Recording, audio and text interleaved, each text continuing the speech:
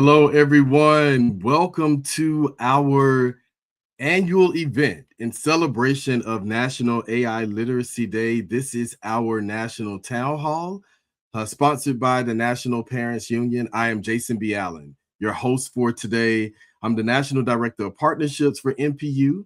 And just a little bit about us. We are the united, independent voice of modern American families, creating and implementing positive policies impacting each and every one of you. Thank you so much for those who are watching this on StreamYard. We have over 200 of our viewers there. We're also live on our Facebook page, as well as YouTube. So again, thank you everyone who is viewing this live.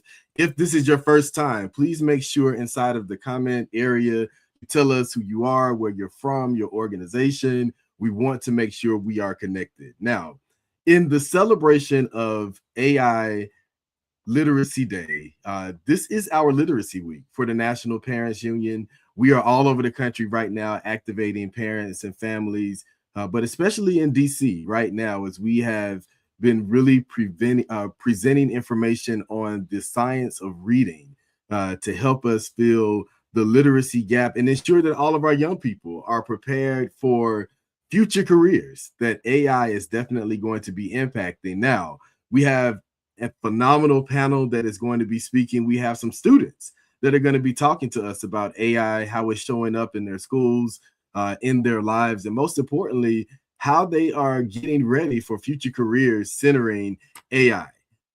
Without further ado, we have a very special guest that is going to be joining us in a moment to talk about all things AI, talk about this very special day, National AI Literacy Day, and some phenomenal partners that are helping to make all of the activities throughout the day happen. So please join us in welcoming Andrea to the platform and the stage.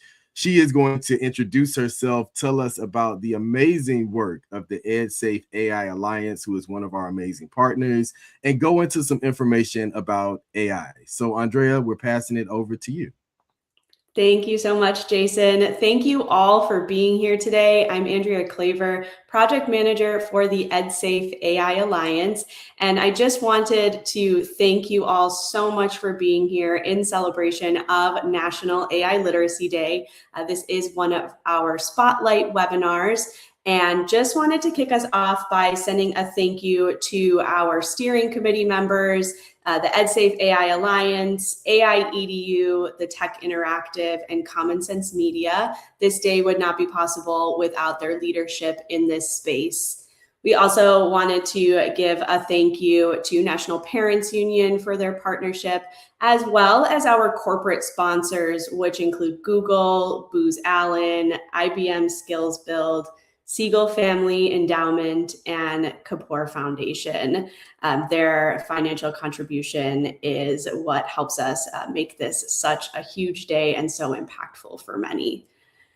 If we keep going in our slide deck here to slide 4, you'll see an overview of the other synchronous events that will be happening today. So I'm very excited just to introduce our event here, the impact of AI on kids and modern families. You can visit ailiteracyday.org to see all of the other events and sign up if you're interested in continuing throughout the day. And with that, I won't take up any more of our time, so I'll pass it back over to Jason to kick off the panel. Thank you so much for joining us, sharing this information. I'm super excited about the movement for AI Literacy Day. Now, if you are viewing this live, I'm big on the hashtag. Make sure you are following AI Literacy Day. I'm seeing all of the messages come in from the tech team, but also everyone who is viewing. And I'm definitely going to say, make sure you visit all of the activities on today, including major shout out to Ohio right now. Some of their school networks are sharing this and are definitely utilizing the hashtag. So I'm excited to see more young people, more parents, and more teachers engaged in these conversations. Again, Andrea, thank you so much for joining us on this very special day. And we are going to move forward again. Thank you to everyone who is viewing this live. Tafshir Cosby, we love you. This is our Senior Director of Organizing, the Center of Organizing and Partnerships. And she is always on the move. We call ourselves AI enthusiasts. So thank you, Tafshir, for always advocating on behalf of our children and families. The phenomenal Christy, she is our National Organizing Director. She leads I call them the powerful PPC, the Parent Power Collective. This is a body of organizers across the country who are helping us to put kids first in all of the things that we're doing. So excited to see so many of our supporters, our partners who are viewing this from all over the country, North Carolina, Virginia, Michigan. Thank you guys again for being on. I wanted to just make sure I gave some highlights to all those who are viewing on all of the different platforms. Now, listen, I also am excited about, AI Literacy Day this year, last year, but also this year. I had the opportunity to serve on the National AI Advisory Board, some phenomenal members on this board who are doing some great things. And again, please make sure you get connected to the hashtag.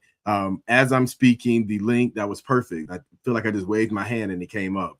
On the screen is the link to all of the AI Literacy Day activities. And there are some students, again, who are going to be on the panel. And so I know that they're going to be connecting some of their their friends, fellow student leaders, and colleagues to this conversation because AI is the way of the future. It's here now, but it definitely is the way of the future. So those are all of the announcements. We are about to hit the time mark for our panel to come on and really get into all of the things AI, and we may be able to let you reclaim a little bit of time on today. But again, thank you all for being connected to this conversation. I am going to welcome our panel, and as they are coming on, each one of our panelists will have an opportunity to tell us more information about who they are, where they are from, the organization or school they are representing.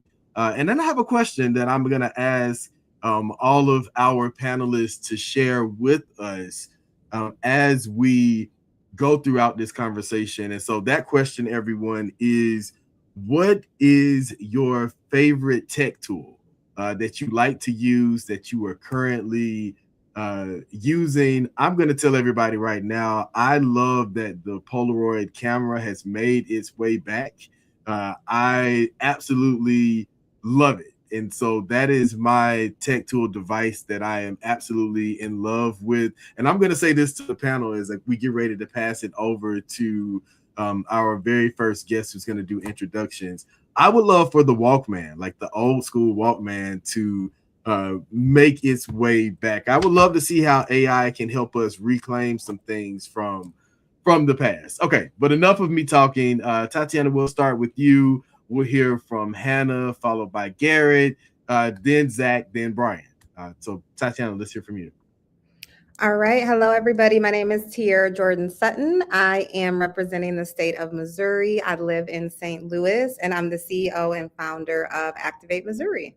My favorite tech tool is my Meta Ray-Ban glasses. I'm a mom of a 6-year-old baby, and I got to capture all her amazing moments. So it makes it a lot easier for me to catch her in action with those glasses.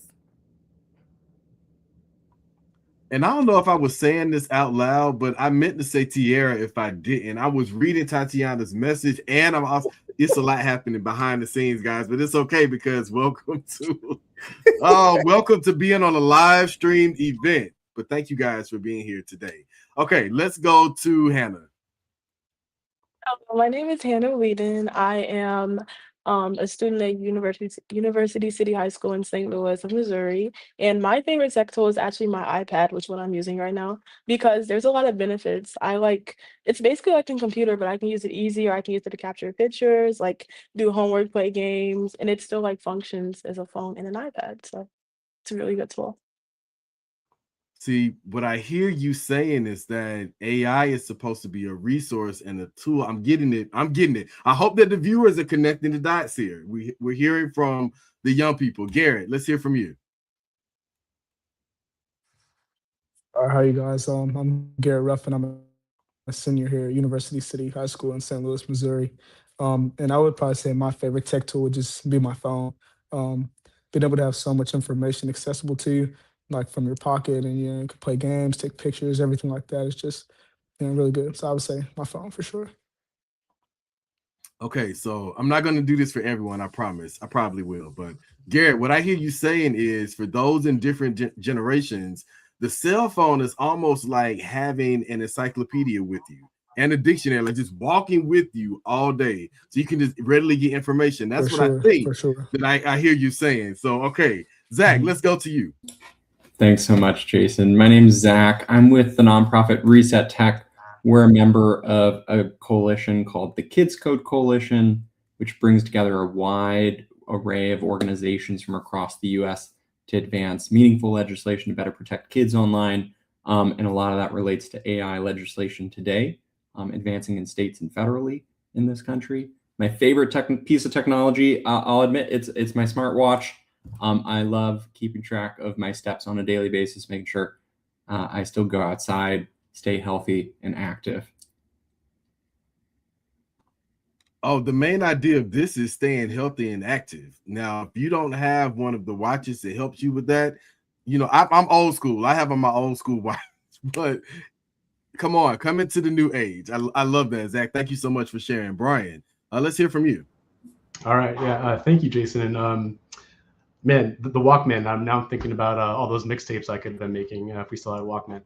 But thank you, Jason and NPU, and for all the folks joining us. Apologies in advance. I was dealing with a little bit of the flu right now. My name is Brian Baker, joining you from Corvallis, Oregon. I wear a few different hats. I lead the national pilot of an AI-enabled learning tool for a nonprofit organization called Power My Learning. I am the founder of 24th Century Education, which is an organization focused on helping schools become future ready and future focused. Through that, I also establishment of the Oregon Media Literacy Coalition, which is a group bringing together over 40 statewide and national organizations focused on youth media literacy and AI literacy education, as well as the wide-ranging outcomes those literacies hold for youth. Happy to say that organization includes both NPU and Innovate EDU, our co-host today. I'm very excited to be here with all of our panelists, especially the students here. Favorite tech tool right now, I got to go with the Headspace app. Let's face it, these are some unsteady times that we are living in right now, and it could be nice to have a tool in my pocket that helps me be mindful, take some deep breaths, and just get to a better place regardless of what's happening out there in the world. Okay, listen, everyone. They are dropping links inside of the comment section for you to get connected to events throughout the day and also sharing this conversation. Now, I have to say this, and Tafshir, I totally agree. Yes, Brian, bring it in the balance of social emotional, not just learning, but also development. And I also will say this, aging is a part of development. Living is a part of development. So it's not just children that are impacted by AI, but we all are impacted by AI. So now that's my 2 cents on the connection to health and wellness. It should not be separated from this. And Brian, again, thank you so much for sharing that tool. I know that several of us utilize that. So I'm excited for that shout out. Okay, we have a good set of questions, guys. We have a good 40 minutes. We're not going to keep you guys for 2 hours, but we want to get into all things AI. And Hannah and Garrett, we want to hear from student voices first. We had a good conversation beforehand. Everyone who is viewing this on all of our platforms, again, thank you guys for viewing. But behind the scenes, we had a great conversation about AI and all things. So Garrett, Hannah, we're going to hear from you all on what are you all thinking about AI? How is it currently transforming the way that you see us living now? And also, what are your thoughts on AI in the future? So let's hear from our students first. Do you want to go first? Do you want me to go first? Oh, you can go first. Okay. So personally, I think AI has like good positive benefits if it's used the right way, because like everything needs to be done in moderation. Because like personally for me, I do struggle with math, so I use like Golf AI. They have a really good way to like teach you and like they have like a tutoring like section of it. So I think AI is really beneficial if it's used the right way. I also do believe a lot of careers are also going to be like taken over through AI because I want to go into architecture. And like one of the things I was looking in is like how much can AI like take over with that career path. So I think it's a really beneficial thing if it's used the right way. Okay. I have a follow-up for you too. Garrett, let's hear for you. Okay. Okay, so for me, I really do agree with that. I feel like as long as the AI is used in moderation, you have to use it correctly. I use it personally, a few times, for homework, different things like that. But you have to use it as a helper. You can't let it, kind of take over your learning and different things like that. But instead, kind of use it to enhance. And in that sense, it really does help you. Like if I miss a class or I miss some work, I can use different resources like that, and it'll help me get caught back up, and even give me information that I wouldn't have learned, else. So that was really good. Okay, I love that. So now what I'm hearing is that AI can be a tool, a resource that is being used. Now, I'm also not hearing that AI is something that is just completely taking over your lives. You're in front of your screens all day long. You don't have any connection with your friends or peers. I'm not hearing those things. So, my next question, my follow-up question, and then we're going to go into our next topic with all of the panelists. Do you feel comfortable if AI was to, let's say, replace your teacher or replace your like connection with your friends and peers in school? What are your thoughts around people wanting to see or maybe trying to push an agenda for AI to do those things? I personally don't think that would Mm, be good because oh, sorry. Because personal connection very fun. comes through like emotional connection. So you can't really take away like human connection with technology because that's the one thing technology doesn't have. So I think that would not be logical because you're gonna lose like the important touch of it. Because you can gain information, but like having someone who's like relatable to you tell you it would like kind of just make you kind of like feel and understand it more, if that makes sense. Yes, I love that. Thank you so much. It's not a right or wrong either. Mm. So I Mhm. appreciate you all lifting up your perspectives. Garrett, let's hear from you. Yeah, I agree with Hannah. I just feel like, at least, certainly for the classroom, different things like that. I like having that, connection with my teachers, being able to go to them for different things and help and everything like that. But also just knowing them on a little bit of a deeper level kind of helps a lot, especially with, getting to know work and everything. So I feel like AI is good to help you, of course, but I wouldn't like it to take over. And then especially also with friends, having that just the socializing aspect and everything like that is always really really good. So I feel like yeah, it shouldn't replace or anything like that. Awesome. Now, listen, this has kind of sparked a new conversation. I'm watching the comments inside of the chat. And let me say this, I have to do it publicly because I did not uh, make you all aware of this. Now, Tierra knows this because she's been in meetings with me before, and we have a script, we follow it. However, I always go with the need of the people, and I feel like there's a need for us to go maybe slightly in a different direction with the conversation. And so, for this second part, I want to go into the usage of AI. I love that Mama Tammy Campbell is watching from Texas, and major shout out to all of our Texas partners and parent leaders who are on the ground advocating for how AI is being used in our schools. Um, Zach is a part of the Kids Code Coalition, which is doing some phenomenal work with making sure that teachers, educators, parents, students are connecting to all things coding. That's leading the future, you know, generations of workforce. So we're going to hear from Zach on his perspective. Brian is leading a phenomenal coalition in media literacy and a big concern of parents. I'm giving a lot of context here. So when we get to the question and answers, everybody will be on the same page. I'm connecting all of the concerns around usage. So the second area of concern is, parents, children, teenagers. We've all seen this on not just TikTok, but various apps being able to decipher, is this video real? Is this fake? And so how AI is being used in a way that it can manipulate not just our children, but also our adults and others in vulnerable communities. So we do have Brian with his expertise that we will hear from.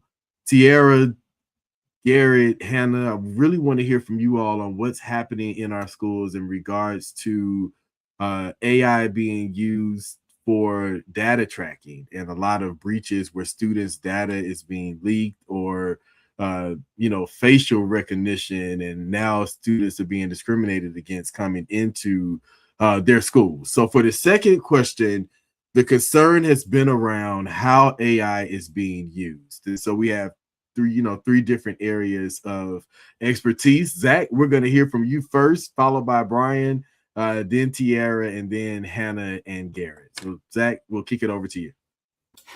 Thanks so much, Jason. And I think it's worth saying that what we're seeing very quickly is AI being adopted in schools and by educators all over the country in a variety of different ways. And I think it's really important for there to be good transparency with parents about how these tools are being adopted and used in the classroom, so that you have an understanding of what's happening with your kids, and that these tools are being deployed and used in safe and responsible ways.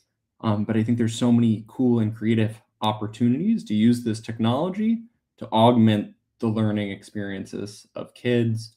You mentioned, Jason, coding as one opportunity. I think AI tools can be invaluable, and I think helping expand the capabilities of kids to explore new formats like coding, with AI being an increasingly useful tool for building out websites, for ideation and creativity.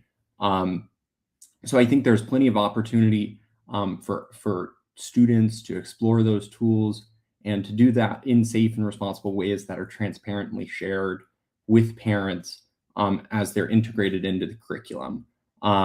So it varies. I think it's good. It's a good question for you to take to your schools and to your educators to better understand how it's being used, and really encourage folks to not be shy about raising questions and getting the answers they deserve when it comes to what's happening in the classroom with their kids.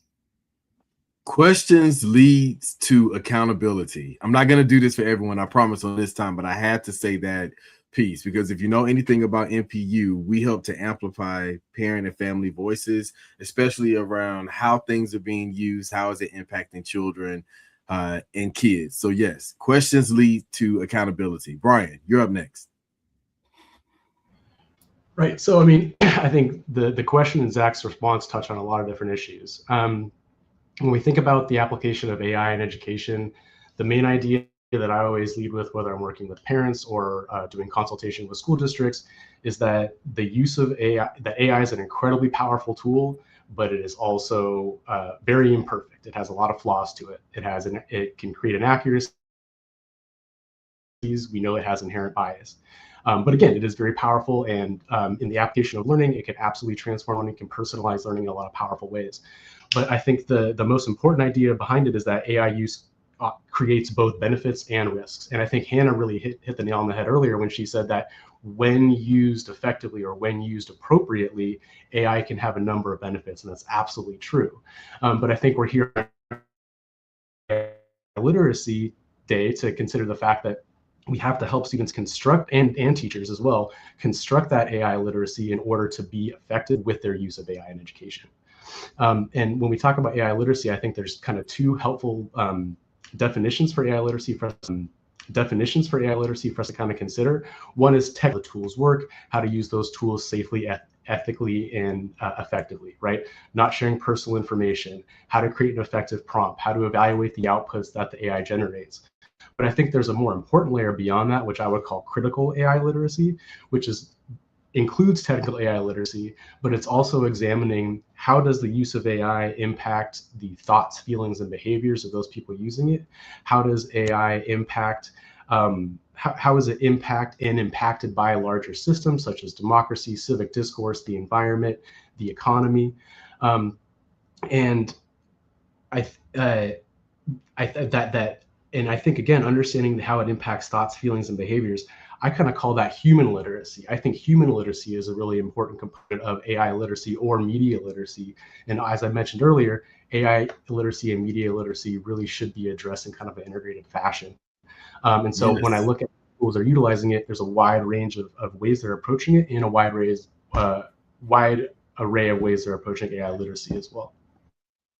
Brian, okay, listen, I said I wasn't gonna do this for each speaker, but it's so phenomenal. There is such a huge connection to media literacy and AI literacy. This is my 21st year in education, and I have to advocate for school librarians because people don't realize that teachers are not responsible for teaching media literacy. That's why you have a school librarian. That is the person who is responsible for, think of it in this way. I intentionally mentioned encyclopedias because for that era, for that generation, it was the encyclopedia. For this generation, there are tools such as AI through the internet, which is also a tool that is used to help connect people to information much faster, much more efficiently. And so if we think about it in that way, you will see that all of these things are connected. So remember this when we get to our calls to action at the end, because we need more technology specialists. We need teachers trained in the science of reading for human literacy. All of these things connect and are needed. Tiara, I'm going to let you take it from there. I promise no more interruptions. Okay. Yeah. So from parents, we're getting a lot of questions about this. AI hit the scene quick and it's been evolving, and there's been a lot of things popping up and a lot of opinions. So just like with the work that we do around advocacy, the number one thing is that you don't need to be an expert in AI, but you do need to be aware and engaged. And so we often tell parents there are some key questions. And most times, if you have a high school or middle school age student, they know a lot more and they're more experiencing with those tools. And so ask those questions to your child, like what type of AI are you using? What are you using it for? Encouraging them to use it for explanation and not answers, as we talked about before. And then talk about ethics, honesty, originality, and responsibility. So bringing some of that research in around how do we use this effectively, because we know we're still figuring it out and it's moving fast. On the teacher end, how I kind of explain this or talk about this as a former educator is I kind of use this analogy around like AI is like a calculator for thinking. We don't hand students calculators until they have their foundational knowledge in math and those basic facts. Think about AI as the same thing. You have to have that core understanding, your own thoughts and understanding, and then how can AI kind of amplify or strengthen that? It is not the first go-to. That is not your natural thoughts or information that you are really grappling with and understanding. So I don't think it's something that you can ignore. There's some people who are wanting to say just ban it. I don't think that is the right thing. I think we need to lean in and we need to understand it while also knowing there are people working really, really hard to put protections in place and to provide information so that we can all use it responsibly. Oh, using it responsibly is so great. Okay, we're up to Hannah and Garrett. Now I want to switch it up just a little bit here because we have a question from the audience that I think is befitting. And it's based off of what you all mentioned earlier about the balance and how AI is being used as a tool. There is an intentional movement to say that, all students are bad and we need to have things in place to, make sure that they're doing better because data says that students are failing. They're not learning, right? Which we do have some learning gaps, but I don't think that that equates to students being bad.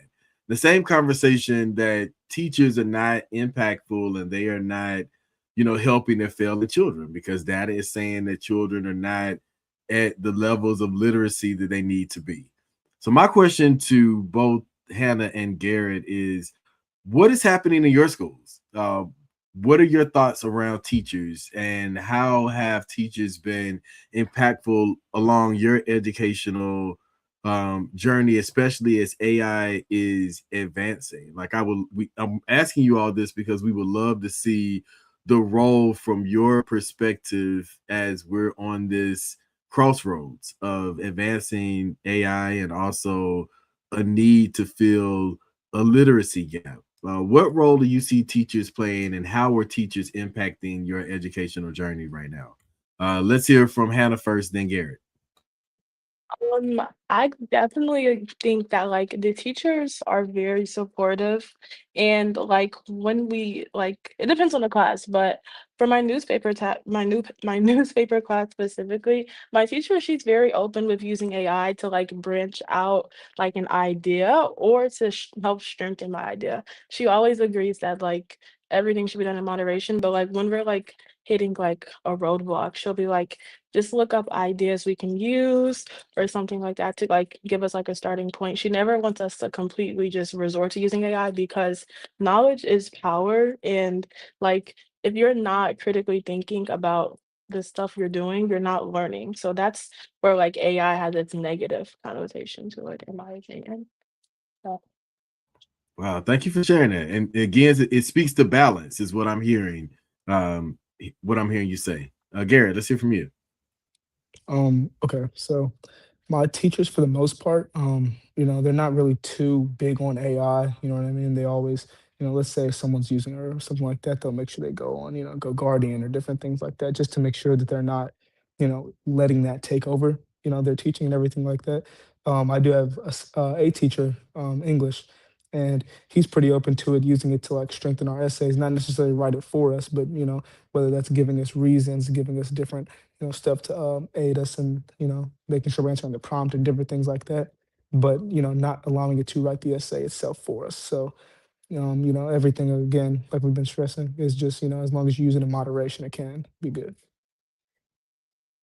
Using it in moderation is powerful. And Garrett, you actually are transitioning us into the next segment of this conversation, centering social emotional learning and development. A big conversation across our country on the social emotional impact of AI and advancing technology on uh, our children and young people. And so, Garrett, we're going to actually start with you, and I would love to hear your perspective on uh, you know, thinking about the development of kids and teenagers. How do you see schools being able to balance how much time uh, young people, children are spending in front of AI or maybe a screen such as an iPad, a laptop, a device, um, or how much time they're spending, even learning outside, learning with an actual teacher or instructor?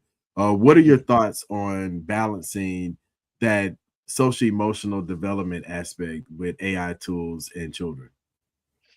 Well, right now, I feel like, especially with the law that has been placed banning phones and devices like that in school, I feel like you get a lot of that one-on-one and a lot of the social and emotional standpoint from teachers. You build connections like that, and they really can help you out. And then, of course, whenever you go home, different things like that. Let's say you're stuck, you don't know something, you don't have contact with your teacher at that time. That's when I feel like AI can step in and kind of lend you a hand, and just aid you forward. But yeah, for the most part, I would say that. You know, you just have to make sure that what's it called? That you use it the right way. Awesome. Thank you. Hannah. I definitely think like it kind of stems at a young age. So I kind of have like a thought that like there should be more restrictions on it at a younger age so they can learn how to use it in moderation. But like um you kind of have to grow and to know how to balance your time and like balance like critically thinking, critically learning because that is like really important because you can't like understand like through AI if you're not trying or thinking about it. So I do think like with our phone bill from Missouri, I think that it's kind of beneficial because it also allows for you to obviously have more emotional connections with the people around you and not just be on the screen all day. But I also do think it is restricting as well. So Hannah, you and Garrett, I hope people are gaining so much hope from hearing from you all. The way that you address the questions and how it is so centered and it's balanced. We have a struggle in our country with people who are on the far left, on the far right. We have a struggle with people coming to the middle, and I just really appreciate the balance that the two of you all have. That really, I'm hoping is giving hope to others, seeing that our young people do have it. I'm really confident in our young people from you all's engagement.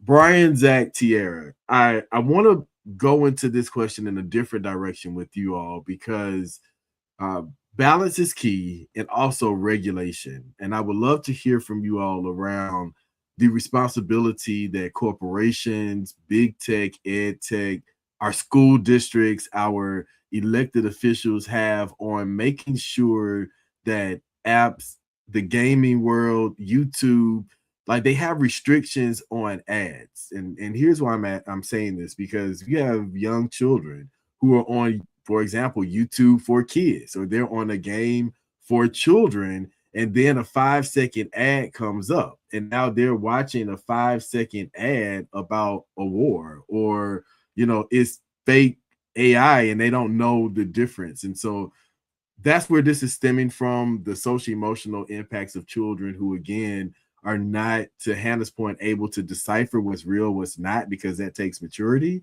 And somebody should be held responsible for regulation and making sure that ads and other things are not being presented to children who are not responsible or age appropriate for them to handle those things. So that's what I would love to hear your perspective from the three of you on this question. How can we protect kids through things, not so much of policy, but maybe regulations and accountabilities?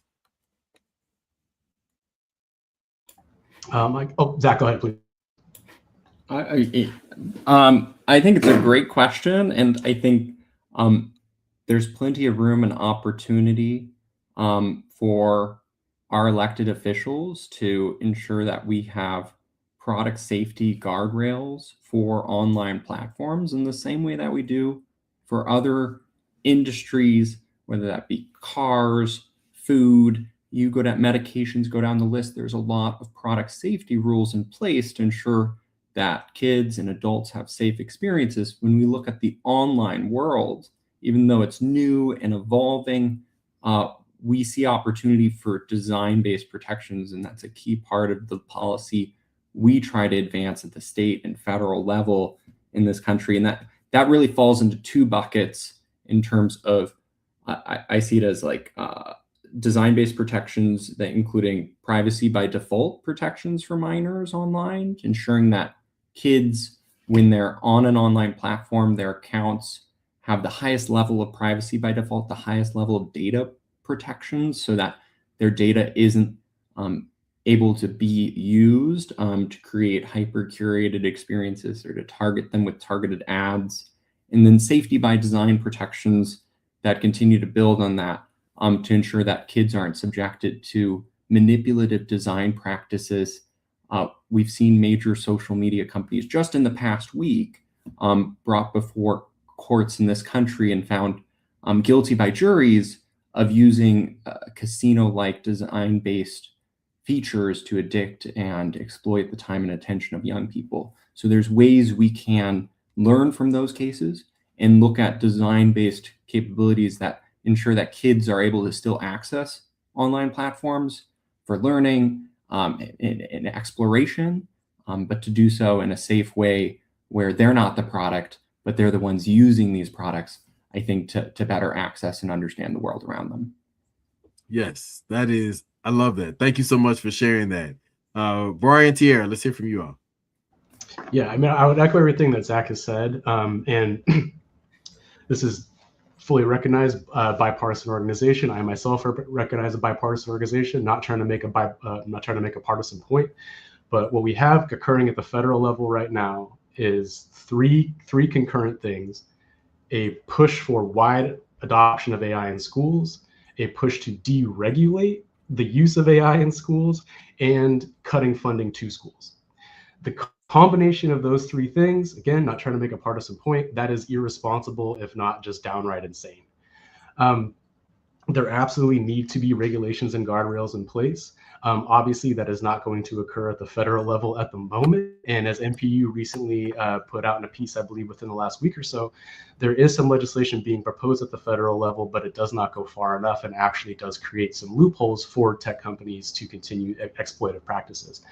And so would highly encourage the parents on the call and the students on the call, be in dialogue with your school, be in dialogue with the other parents in your school community, do an internet search. It is likely that there are organizations within your community, if not your state, that are focused on advocacy to make AI safer for students. Obviously, we've learned from social media that we cannot just accept the version of the tools that are going to be developed for youth. Zach alluded to the essentially addictive nature of social media, which is what the whole Meta lawsuit is about. We see some of those same things with large language models. There's a reason why every time ChatGPT gives you an answer, it then asks you at the end, well, do you want to do this? What about this? Would you also like to do this? That's not it being helpful. That's it trying to keep you on the platform. That's called being sticky.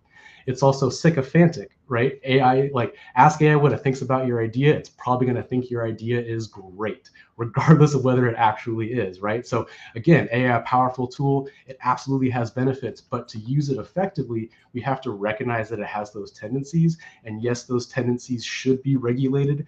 In the absence of that current regulation, I think engaging with local and state governments and hoping that the organizations that you advocate to can then turn their advocacy towards the state and the federal level as well. So I'm smiling because Tierra probably already knows that, Brian, you have already given your statement to be accepted into the Kids First Caucus. That was phenomenal. This is actually the work that NPU does and making sure, again, Samantha, everyone putting comments inside of the comment section. We have the Kids First Caucus within the National Parents Union that is bringing together advocates, policy leaders in order for us to put kids first in federal legislation and also on a state level, things that are really impacting economic stability, education, health, and safety. So, Brian, we definitely would love your voice a part of that. Christy and Tafshir are putting inside of the comment section our polling around, making sure that we don't let big tech off the hook. Parents and caretakers, family members are stepping up to the plate, and we have, organizers represented in all 50 states through the Parent Power Collective. If you're like, I'm a parent out here, advocating on my own, Christy and that team are phenomenal. We can connect you. All you have to do is get connected to the National Parents Union. If you're like, hey, I just heard what Brian was saying, and we need guardrails. We need more parents and caretakers in meetings influencing, policy and helping to draft policies and solutions. Then we have that right here at NPU. And even for Hannah, students, we need students. We need you. So that was my public service announcement because Brian took us on in. And since the doors of the church were open, I figured I had to just, make that. I had to make that statement. I want to take us here since we're, at 1:45 in the hour. This is National AI Literacy Day. Brian brought up a great point. Something that's happening right now in our country. We're seeing schools that are being closed. There are impacts to local schools from their federal budgets and dollars that are being taken away from, professional development that is supporting teacher training with literacy and making sure that students have one-on-one devices to be able to learn in schools. Now, I'm giving that statement because here's my question. Zach, Tierra, Hannah, and Brian. Garrett had to hop off because we have students and, students in school. So major shout out to schools and teachers that are supporting us with National AI Literacy Day to be connected. Here's my question, and I want to hear from our panelists, and I want to hear from those who are viewing in the comment section. And this is not anywhere to be found, so you will not have any background. But here's the question. If you could reimagine our public schools, what is one thing you would like for schools to include in the future? All right. So we're reimagining school. So take everything that you may know about school out of your mind. And if you could reimagine school as you know it, what is one thing that you would like to see in schools? I'm also going to give my answer too, but everyone, please give your answers inside of the comment section. And also, Zach, I think I want to hear from you first. I saw the wheels turning, and I was like, okay, we're gonna hear from Zach first. So, Zach, kick us off. If you could reimagine schools, what is one thing you would love to see? You know, Jason, you're putting me on the spot because that is a really tricky question, but I love the imagination it inspires. I, for me, I think it comes back to resources and making sure at the end of the day, our schools have the funding and the resources to hire the best educators and to have the time and space to work with community to ensure that those resources and tools are best utilized for kids' education. But Okay. that's foundational in my mind, making sure the public schools have the funding they need to really thrive. Okay. Funding. So we're going to go with funding, and funding is the resource. And let me also say that just because you choose one thing, that does not mean it won't have others. But funding. Okay, I'm making note of that. Tiara, what's yours? I think mine would definitely be stop the one size fits all approach. We're kind of designing schools the same for communities and people across the country. And I wish we took more time to really understand social emotional aspects, cultural aspects. Kids are not experiencing the same things. Parents don't all want the same thing, but we push out and create schools in the same way. I would love to see schools that are really representative of the communities and the children's and the family that they serve. Okay, so personalized, no one size fits all. So if we could reimagine schools, a major thing that schools would need in the future is funding. We know that. And we should invest in education. It should be personalized. And I think that we see a lot of advocates that are advocating for AI, that there are safety measures that can be put in place for it to be very personalized for children who learn differently, which we all learn differently. Okay, let's hear from Brian. What is one thing you would love to see schools have if you could reimagine what Yeah, I schools look like? love this question. Absolutely. One of the organization I founded, 24th Century Education, is focused on making schools future focused. I think that the most important change that schools can make is, and I'll say this, like, yes, absolutely, preparing students for career and college is essential for education.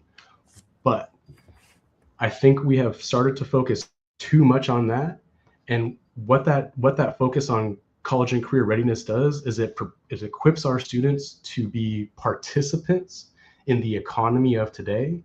I think instead we should arm our students with the knowledge, skills, and dispositions to be shapers of the future and society of tomorrow. I think that is a more empowering form of education. I think it's a more impactful form of education. And I think that human literacy idea that I mentioned earlier, helping youth understand their own and others' thoughts, feelings, and behaviors and how those impact human well-being, I think that is the most essential thing that we can be teaching students, and the most essential thing that is at the core of helping students make a more just future for themselves and for others. And I think that very much connects to AI literacy and media literacy specifically. I love that. Funding, because schools need funding. And let me also remind everyone that across the country, a lot of our elementary schools have deficit budgets. That's how we know that we're in a state of emergency around education. If principals and school leaders can't make sound decisions around their school budget, they can't meet the needs of our students. So funding, uh, learning, if we could reimagine education, should be personalized. Creativity should be centered, that students should be creators, not just learning from what we may be wanting them to know instead of teaching them to learn. Okay, Hannah, let's hear from you. I'm so sorry, I'm on lunch right now, but I definitely think schools should have more student-led opportunities because that is like something that's really important. Because when kids kind of like have their own motivation, they'll be more prone to do it. And that's why like that would just like strengthen education and people would be more excited to learn. I also think what Ms. Jordan said, it should be more community based because people do things different ways and you have to be able to cater to that. So 'cause that's something my school offers really well. We have a good community-based, like, education system, but we aren't really good with student-led opportunities, so that's what we're trying to strengthen. So I think that's really important. Hannah, first of all, thank you so much. I know you are on lunch, and many people are on lunch watching this. So thank you so much. I cannot wait to eat my salad after this program. So, Hannah, I understand. Thank you. And I appreciate all of these responses because this is why I asked this. We have to have a balance in everything that we're doing, especially in the presentation and usage of AI. I know people have lots of strong opinions. And so I want to bring us back to this. Garrett and Hannah really gave us hope in being able to center ourselves and say, you know what, my opinion is way on the far left, but I understand that there are people on the far right or in the middle who are having different experiences. They have different viewpoints, and those differences, to a point that Hannah just made, that's what makes us unique. That's what makes this life worth living. And so being able to connect those dots. So now let me tell you, if we're reimagining schools in the future, as AI advances, we know that our schools are going to need funding, right? So our school leaders shouldn't be struggling to provide children the best education possible. No one size fits all. Education should be personalized for not just the students, but remember, we're all learning. So teachers and school leaders should also be learning from the students, right? Because it's not just music, but it's culture, it's other ways of life that shape the way that we live and how we learn. We want our children to be creators, and creativity drives that. I'll remind us that we also are global competitors, and creativity, if you haven't looked up what Australia is doing or some of the countries in Europe or Asia or even in the Middle East, like, remember, we have people investing in different places. So one of the things that these areas specifically that I just mentioned, how they're using AI is for creativity. I want America to win. Whether you're rich, whether you're poor, black, white, it does. I want Americans to win, and I want us to be prepared. Our children can't be global competitors if they're not able to be creative. All right. Now, student-led opportunities. We know this is needed. We heard from Hannah. Students are saying they need student-led opportunities, and I'm going to give you guys mine. If I could reimagine schools, in the future, I believe that field studies, okay, let me break it down a little further. Field trips should be something that's a mandatory experience for all children and educators to be able to really see how AI, how, society is moving forward, how we're creating, how we're building, what the careers of today are looking like, and how it is speaking to what tomorrow can be. If you're not out in community, if you're not seeing what businesses are doing, if you've never seen what happens in a boardroom or in a warehouse, then you don't really know how these policies and how the things you're learning are impacting and, connecting to the life that we all are living. So that would be my reimagining something, because all schools don't have field studies or field trips because they can't afford them. Remember, funding. See how it all connects? We are 5 minutes out of the AI Literacy Day conversation. There are so many things to learn around AI. You can't learn it all within an hour, which is why we've been dropping the link to different things going on throughout the day, where you can learn about generative AI. You can learn about what is big tech doing that is impacting your local community, maybe data centers. AI is a tool, it is a resource. It should not be our total way of life. And with that being said, I want to give final thoughts to our panelists to tell us what is one tip that you would give. Just one, because I was going to ask you guys for three, but what is one tip that you would give to students and families about responsible AI usage at home? And Tierra, we'll start with you first. All right. My one tip I would give is to balance AI use with real thinking and human conversation.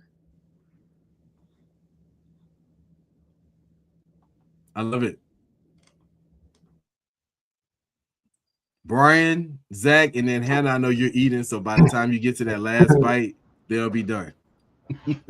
Thank you again, Hannah, for making this work. That's awesome. For me, I think it's reflecting on how is AI use impacting your thoughts, your feelings, and behaviors, right? Is it pulling you away from the real relationships in your life, or is it enhancing them? Is it enhancing the way that you think, or are you starting to offload your critical thinking to AI and allowing it to do it for you?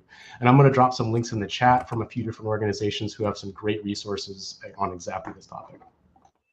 I love it. Zach.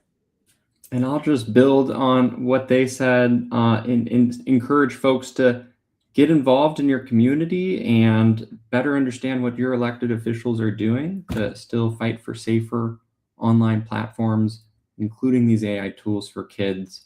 We don't have to accept the way they are right now, and we can fight for, I think, those safer experiences for kids and ensure that they have those healthy experiences online.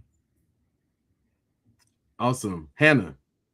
I was gonna say just remembering that you're in control, you shouldn't let it control you.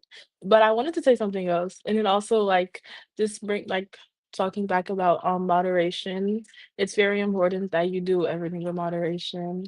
And also just what I said before, that knowledge is power, so don't lose your power and knowledge. I almost screamed. That's why I had to go on mute. And I think Tierra was already Hannah, that was so profound. This is a tool. Everybody, please remember this. And Hannah said it best. This is from students.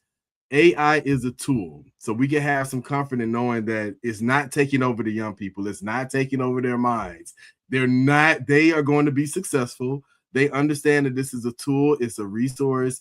And again, let's have more conversations around how it's being used, how it's being developed. Remember what Brian and Zach both just reminded us of, that these tools are developing and we still have time, and we also still have the power that Tierra mentioned to be engaged with entities like the Kids First Caucus in helping to influence positive policies that put kids first with AI tools and technology. Now, listen, it is almost 2:00. This was a great conversation, and I was able to just connect the dots and weave that together. And I will say that what the panelists have received in the last couple of months, it went so different in this hour, but it was the perfect conversation for this time. AI safety is vital. It is important. It's urgent for all of us to be in the know, for everyone to know that you do have a resource with all of these connections through the coalitions, the organizations that are represented today. What a phenomenal celebration of AI Literacy Day, really honing in on the impact of AI on kids and modern families. Hannah, Tierra has to get you connected with us. We have a student panel in April. We'll be connecting with one of our partners, Dignity in Schools, on April 16th at 12 noon. We're going to be doing a student panel talking about not just AI, but school safety, the literacy crisis. What is the viewpoint of students on, yes, future careers, but also what they need in schools right now? We're going to be hearing from students, so definitely want to get connected with you, Hannah. We also will be partnering with earthday.org on that conversation. And guess what? We have some student leaders that are advocating for a seal to be added to high school student diplomas if they are a student leader advocating for climate justice. Our data center is helpful to our schools. Are we utilizing energy in the proper way to advance us into the future? And I think that's exciting. I have on my Earth Day ring right now, so you can tell that I am definitely in support of that. So that's what's coming up next for the National Parents Union. Make sure you stay connected. Visit nationalparentsunion.org. Again, everyone, please join me in thanking this amazing, amazing group of panelists on today. We are at the end of AI Literacy Day. Thank you all. Stay connected. Go to all of the links. Most importantly, make sure you visit nationalparentsunion.org to get connected to how we're putting kids first. Thank you all.